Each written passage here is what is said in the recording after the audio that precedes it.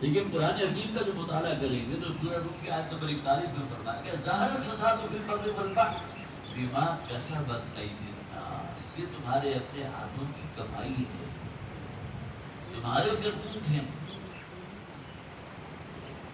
اللہ کی پکڑ ایسے نہیں آگے۔ یہ بحر و بر میں جو بہت بڑا فساد تم دیکھ رہے ہو، ظہر الفساد فی البر والبحر بما کسبت ایدی الناس لیذیقہم بعض الذی عملوا لعلہم یرجعون۔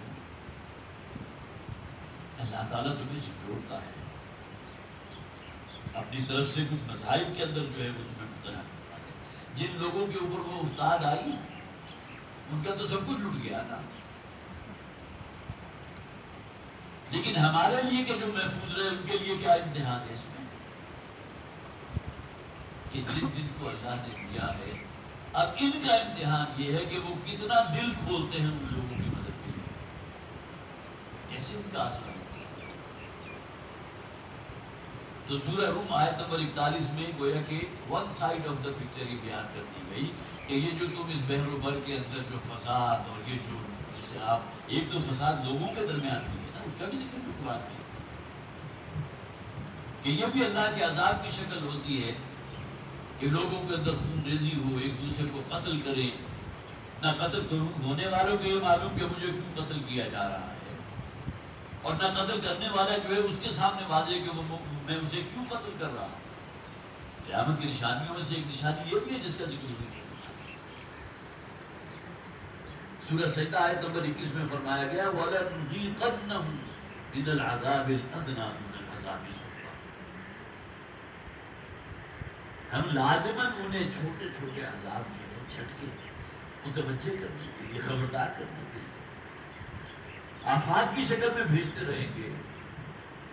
وہ بڑا عذاب، عذاب استیصال جو پہلی قوموں پر آیا، آسمان سے پتھروں کی بارش ہو جانا کوئی چھوٹا عذاب تو نہیں تھا، پوری کی پوری قوم جس کو نابود کر دی تھی، یہ تھا عذاب اکبر۔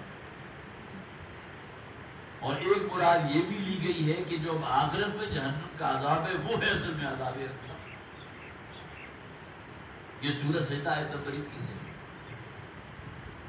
سورہ شورى آیت نمبر 20 میں فرمایا گیا ما اصابکم من مصیبت فبما کسبت ایدیکم، جو بھی مصیبت تم پر آتی ہے، کوئی آفت تم پر آتی ہے، کوئی اللہ کی طرف سے پکڑ آتی ہے تو وہ تمہارے اپنے ہاتھوں کی کمائی ہوتی ہے۔ یہاں ایسا نہیں ہے کہ کوئی شخص جھوٹ بولے گا تو فوراً زبان کے اوپر چھالا پڑ جائے گا، کسی نے بددیانتی کی تو فوراً زمین پھٹے گی اور اس میں وہ جو ہے پیمند خاک ہو جائے گی۔ تو ما اصابکم من مصیبت فبما کسبت ایدیکم، وہ تمہارے اپنے ہاتھوں کی کمائی ہے، تمہیں متوجہ ہونا چاہیے۔ انفرادی طور پر کسی شخص پر اگر کوئی مصیبت آئی ہے، کوئی بلا آئی ہے، کوئی بیماری آئی ہے، کوئی اللہ کی طرف سے کسی امتحان میں سے گزارا جا رہا ہے تو فوراً متنبہ ہو کہ مجھ سے کہاں غلطی ہوئی۔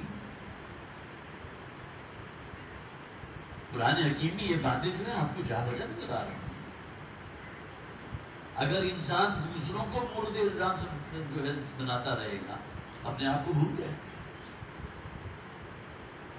اسی طرح سورہ انفال آیت نمبر 25 میں فرمایا گیا وَاتَّقُوا فِتْنَةً لَا تُصِيبَنَّ الَّذِينَ ظَلَمُوا مِنكُمْ خَاصَّةً، اس پکڑ اس آزمائش سے بچو کہ جو صرف ان لوگوں کو نہیں پکڑے گی جنہوں نے ظلم کیا،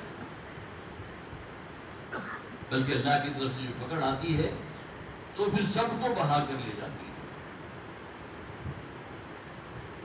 وَاتَّقُوا فِتْنَةً لَا تُصِيبَنَّ الَّذِينَ ظَلَمُوا مِنكُمْ خَاصَّةً۔ اسی طرح سورہ نساء میں فرمایا گیا مَا أَصَابَكَ مِنْ حَسَنَةٍ فَمِنَ اللَّهِ، تم تک کوئی بھلائی پہنچی ہے، اس دنیا میں اللہ نے اپنی نعمتوں سے نوازا ہے تو سب کو میرے رب کی عنایات ہے، سمجھتا ہے، اللہ کا شکریہ ادا کرتا ہے۔ لیکن وَمَا أَصَابَكَ مِنْ سَيِّئَةٍ فَمِنْ نَفْسِكَ، دو ٹوک الفاظ، اگر تم پر کوئی مصیبت آتی ہے، کوئی امتحان آتا ہے، کوئی تکلیف آتی ہے تو یہ تمہارے اپنے بد اعمالیوں کی وجہ سے۔ یہ اصولی ہدایات ہیں جو گویا کہ ذہن کو کھول دیتی ہیں.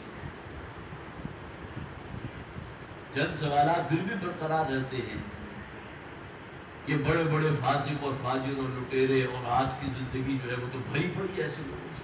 وہ تو عیش کرتے پھر رہے ہیں,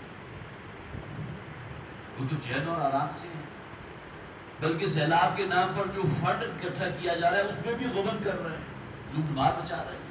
یہ بھی تو ہوگا. یہ تو جسے آپ یہ سمجھتی ہیں کہ بد اخلاقی کا جو پاتال ہے, اس سے بڑھ کر اور کیا بات ہوگی کہ کہیں امدادی سامان لے کر کوئی جو ہے وہ لے کے جا رہی ہے, رستہ روک کر اسے, اور وہ لوٹ پاٹ شروع ہو گئی. کتنی ویڈیوز آ چکی آپ کے پاس. تو معلوم ہوا کہ اگر کچھ لوگوں کا دل بسیجا ہے, وہ مدد بھی کرنا چاہتے ہیں, اب وہ بھی رک گئے. یہ تو ظلمات بعضها فوق بعض والی بات ہوتی نا. ایک تکلیف سے تو وہ گزر ہی رہے تھے, اب جو ان کی مدد کے ذریعے جو ان کو جو ہے فراہم کیا جا رہا ہے وہ بھی روک دیا گیا. کیا نتیجہ نکلا؟ واقعہ یہ ہے کہ یہ جو سخت وقت ہے, اس میں ہمیں جو ہم بڑے چین سے ہیں, آرام سے ہیں, اپنے گھروں میں بیٹھے ہیں, 1 گھنٹے کی 1.5 گھنٹے کی کوئی لوڈ شیڈنگ ہو جائے تو ہم بے چینی ہو جاتی ہے. اگر آپ لوگوں کا تصور کیجیے, سب کچھ سڑکوں پر پڑے گا. وہاں تو شاید اگر ہم میں سے کوئی 1 گھنٹہ بھی گزار لے تو شاید یہ بھی اس کے لیے مشکل ہو. اس قدر حبس ہوگا. اوپر سے سورج جو ہے وہ آگ برسا رہا ہے اور چاروں طرف پانی ہی پانی ہے. آپ تصور نہیں کر سکتے. تو اپنے بس پڑتے جو ہے وہ واقعہ تک ہر شخص کو آگے بڑھنا چاہیے تاکہ اللہ کے حضور معذرت تو پیش کر سکے. پروردگار, میں نے اپنا سرمایہ لگایا تھا ان لوگوں کی مدد کے لیے. خدمت خلق کا یہ چیپٹر میں نے اپنی زندگی میں کھول لیا تھا.